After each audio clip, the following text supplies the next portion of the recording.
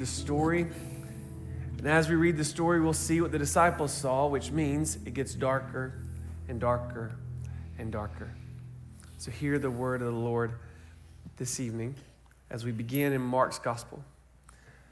Jesus says, Mark, "You will all fall away," Jesus told them, "for it is written, I will strike the shepherd, and the sheep will be scattered.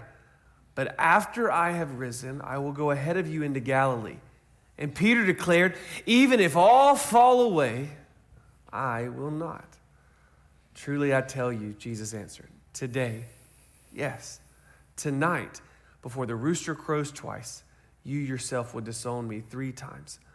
But Peter insisted emphatically, "Even if I have to die with you, I will never disown you." And all the others said the same.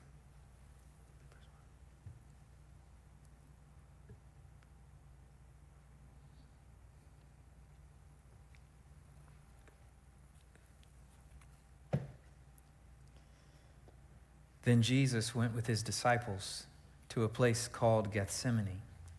And he said to them, "Sit here while I go over there and pray." He took Peter and the 2 sons of Zebedee along with him, and he began to be sorrowful and troubled. Then he said to them, "My soul is overwhelmed with sorrow to the point of death. Stay here and keep watch with me." Going a little farther, he fell with his face to the ground and prayed, "My Father, if it is possible, may this cup be taken from me. Yet not as I will, but as you will." Then he returned to his disciples and found them sleeping. "Couldn't you men keep watch with me for 1 hour?" he asked Peter. "Watch and pray so that you will not fall into temptation. The spirit is willing, but the flesh is weak." He went away a second time and prayed, "My Father, if it is not possible for this cup to be taken away unless I drink it, may your will be done."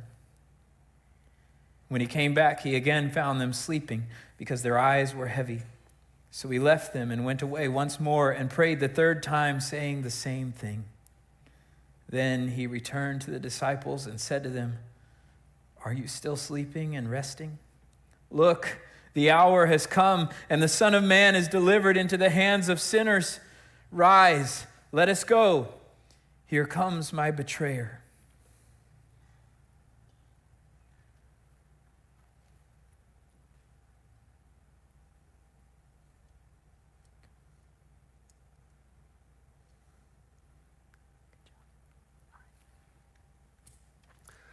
When he had finished praying, Jesus left with his disciples and crossed the Kidron Valley. And on the other side, there was a garden, and his disciples went into it. Now Judas, who betrayed him, knew the place because Jesus had often met there with his disciples. So Judas came to the garden, guiding a detachment of soldiers and some officials from the chief priests and the Pharisees. They were carrying torches, lanterns, and weapons. Jesus, knowing all that was going to happen, went out and asked them, "Who is it you want?" "Jesus of Nazareth," they replied. "I am he," Jesus said. And Judas the traitor was standing there with them. And Jesus said, "I am he." They drew back and fell to the ground. Again he asked them, "Who is it you want?" "Jesus of Nazareth," they said. Jesus answered, "I told you that I am he. And if you're looking for me, then let these men go." This happened so that the words he had spoken would be fulfilled. "I have not lost one of those you gave me." Then Simon Peter, who had a sword, drew it and struck the high priest's servant, cutting off his right ear. That servant's name was Malchus. Jesus commanded Peter, "Put your sword away. Shall I not drink the cup my Father has given me?" Then the detachment of soldiers with his commander and the Jewish officials arrested Jesus. They bound him and brought him first to Ananias, who was the father-in-law of the high priest. Caiaphas was the one who had advised the Jewish leaders that it would be good if one man died for the people.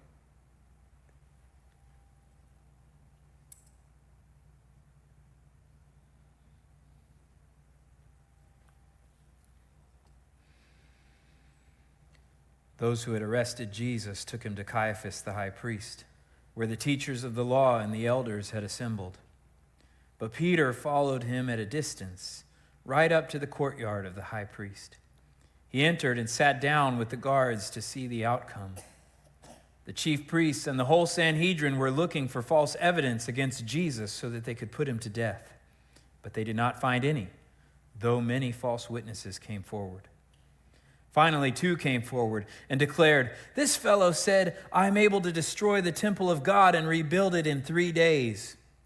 Then the high priest stood up and said to Jesus, "Are you not going to answer? What is this testimony that these men are bringing against you?" But Jesus remained silent. The high priest said to him, "I charge you under oath by the living God. Tell us if you are the Messiah, the Son of God." "You have said so," Jesus replied. "But I say to all of you, from now on you will see the Son of Man sitting at the right hand of the Mighty One and coming on the clouds of heaven." Then the high priest tore his clothes and said, "He has spoken blasphemy. Why do we need any more witnesses? Look, now you have heard the blasphemy. What do you think?" "He is worthy of death," they answered. Then they spit in his face and struck him with their fists. Others slapped him and said, "Prophesy to us, Messiah. Who hit you?"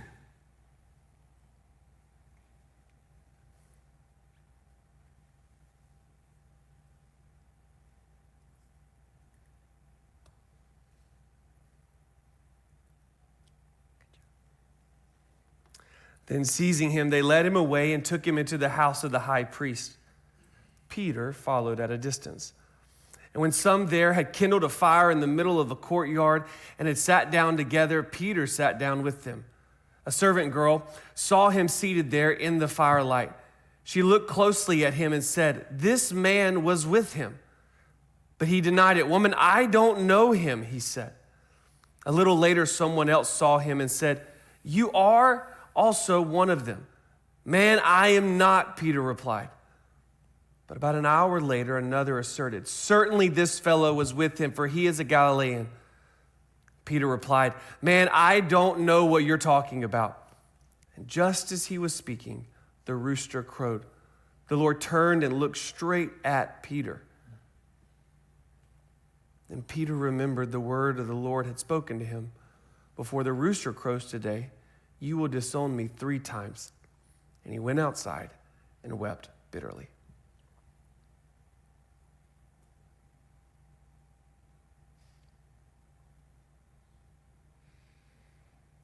Then the Jewish leaders took Jesus from Caiaphas to the palace of the Roman governor. By now it was early morning, and to avoid ceremonial uncleanness, they did not enter the palace because they wanted to be able to eat the Passover. So Pilate came out to them and asked, "What charges are you bringing against this man?" "If he were not a criminal," they replied, "we would not have handed him over to you." Pilate said, "Take him yourselves and judge him by your own law." "But we have no right to execute anyone," they objected. This took place to fulfill what Jesus had said about the kind of death he was going to die. Pilate then went back inside the palace, summoned Jesus, and asked him, "Are you the king of the Jews?" "Is that your own idea?" Jesus asked. "Or did others talk to you about me?" "Am I a Jew?" Pilate replied. "Your own people and chief priests handed you over to me. What is it you have done?" Jesus said, "My kingdom is not of this world. If it were, my servants would fight to prevent my arrest by the Jewish leaders, but now my kingdom is from another place." "You are a king then," said Pilate. Jesus answered, "You say that I am a king. In fact, the reason I was born and came into the world is to testify to the truth. Everyone on the side of truth listens to me." "What is truth?" retorted Pilate. With this, he went out again to the Jews gathered there and said, "I find no basis for a charge against him, but it is your custom for me to release to you one prisoner at the time of the Passover." "Do you want me to release the King of the Jews?" They shouted back, "No, not him! Give us Barabbas!" Now Barabbas had taken part in an uprising.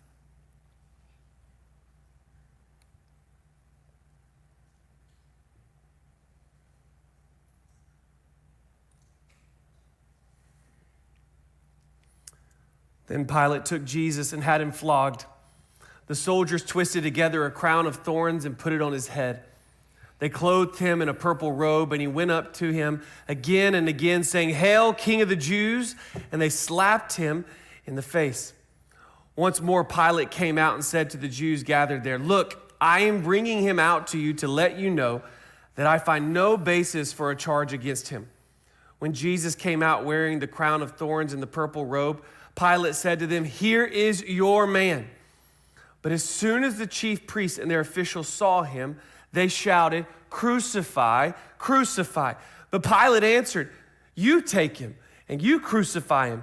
As for me, I find no basis for a charge against him." The Jewish leaders insisted, "We have a law, and according to the law, he must die because he claimed to be the Son of God." Oh, when Pilate heard this, he was even more afraid. And he went back inside the palace.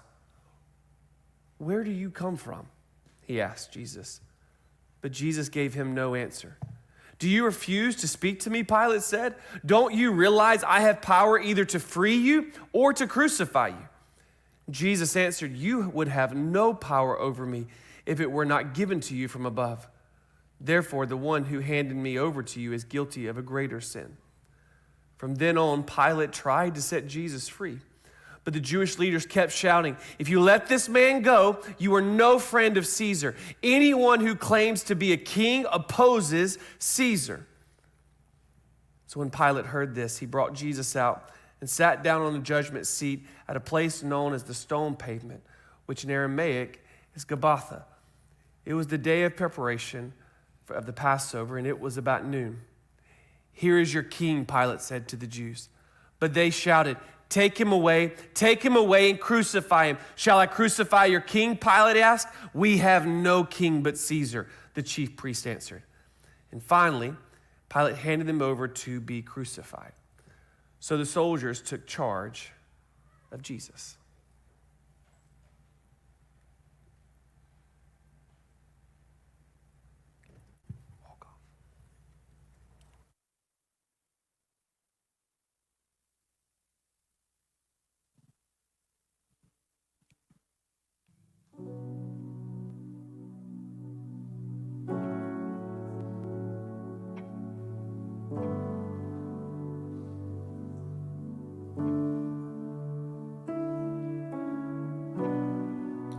Savior, I come, quiet my soul.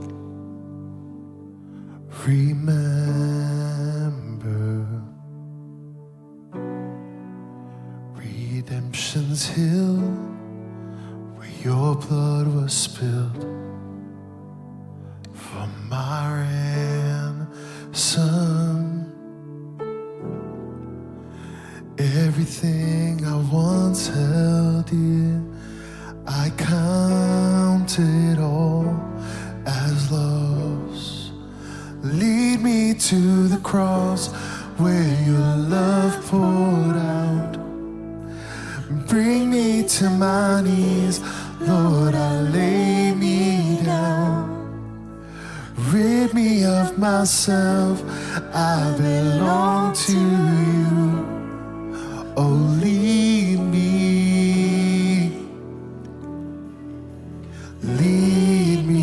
to the cross.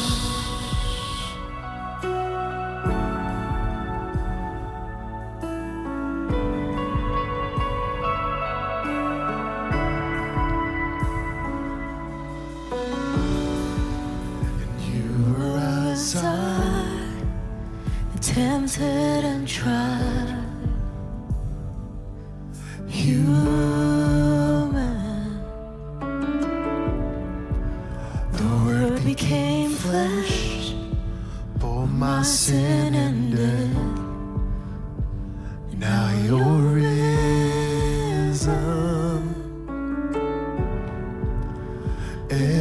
Everything I once held dear, I count it all as lost.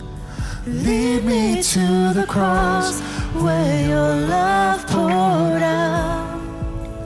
Bring me to my knees, Lord, I lay me down.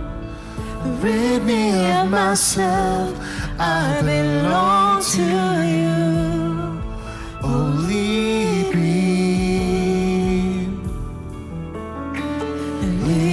me to the cross, to your heart, to your heart. Lead me to your heart. Lead me to your heart.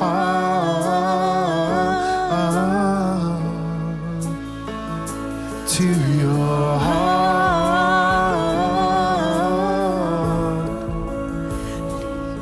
To your heart. Lead me to your heart. Lead me to your heart.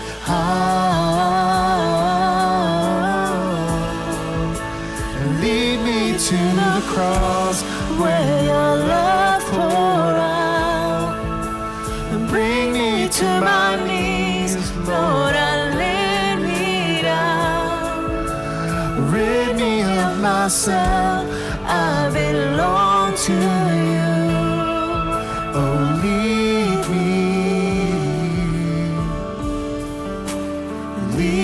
me to the cross.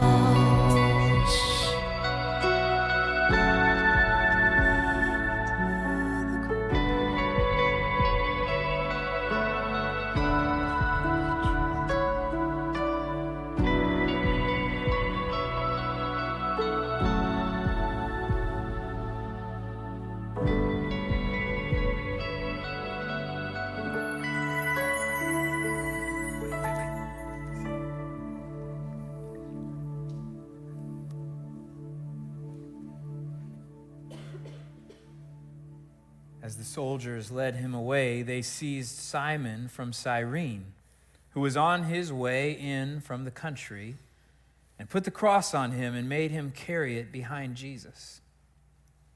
A large number of people followed him, including women who mourned and wailed for him.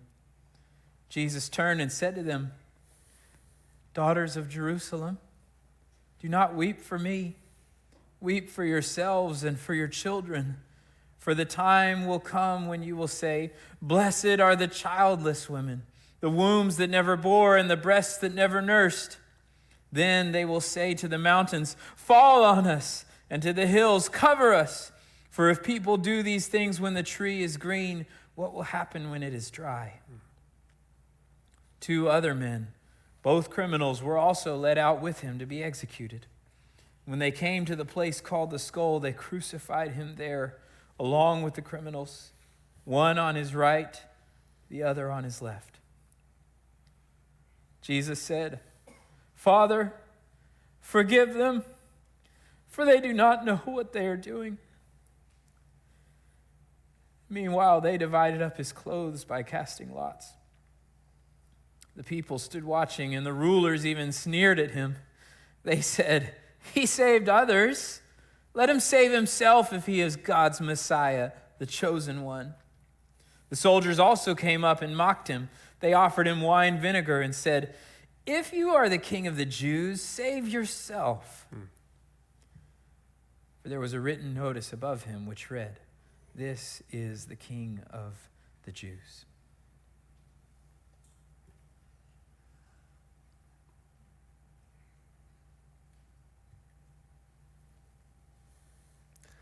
One of the criminals who hung there hurled insults at him. "Aren't you the Messiah? Save yourself and us."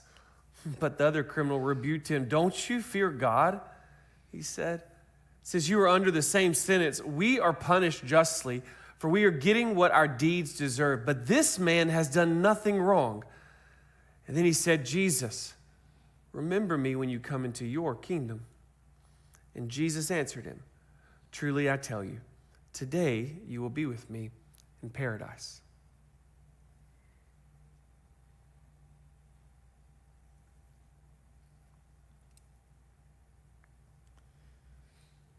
Near the cross of Jesus stood his mother's sister, Mary, the wife of Clopas, and Mary Magdalene. When Jesus saw his mother there and the disciple whom he loved standing nearby, he said to her, "Woman, here is your son." And to the disciple, "Here is your mother." From that time on, the disciple took her into his home.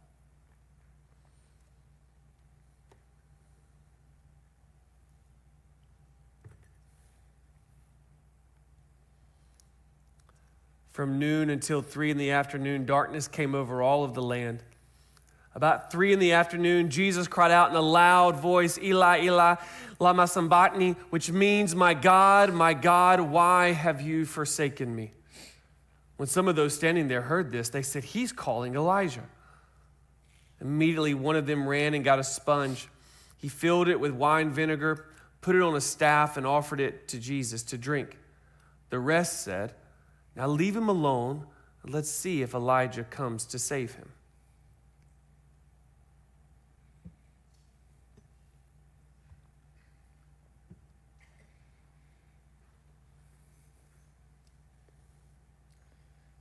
Later, knowing that everything had now been finished, and so that Scripture would be fulfilled, Jesus said, "I am thirsty."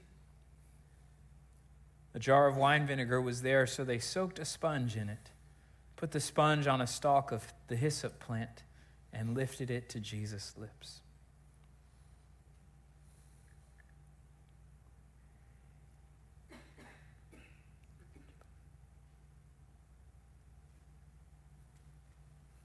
When he had received the drink, Jesus says, "It is finished."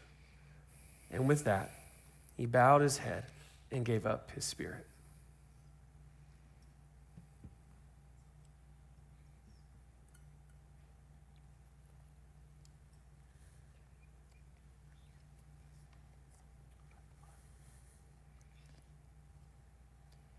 It was now about noon, and darkness came over the whole land until 3 in the afternoon, for the sun stopped shining. And the curtain of the temple was torn in two. Jesus called out with a loud voice, "Father, into your hands I commit my spirit." When he had said this, he breathed his last. The centurion, seeing what had happened, praised God and said, "Surely this was a righteous man." When all the people who had gathered to witness this sight saw what took place, they beat their breasts and went away. But all those who knew him, including the women who had followed him from Galilee, stood at a distance watching these things.